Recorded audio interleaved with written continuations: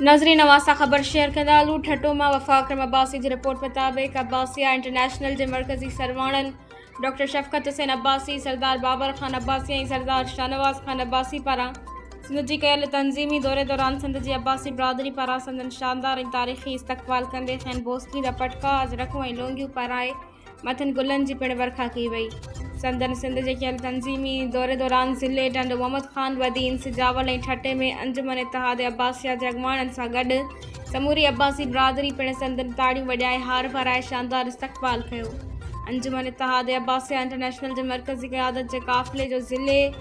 Turned Mohammad Khan पहुचण ते सरदार मियां मोहम्मद सलीम अब्बासी पारां पिणु संदन ज़बरदस्त इस्तक़बाल कंदे डॉक्टर शफ़क़त हुसैन अब्बासी, सरदार बाबर ख़ान अब्बासी ऐं सरदार शाहनवाज़ ख़ान अब्बासी खे बोस्की जा पटका, अजरकूं ऐं लुंगियूं पाराए मथनि गुलनि जी वर्खा कंदे आलीशान अंदाज़ में आजियान ॾिनो वियो। ज़िले बदीन पहुचण ते निसार अब्बासी, ज़ाहिद अब्बासी पारां पिणु तारीख़ी इस्तक़बाल कंदे अजरकूं पाराए गुल निछावर कया विया।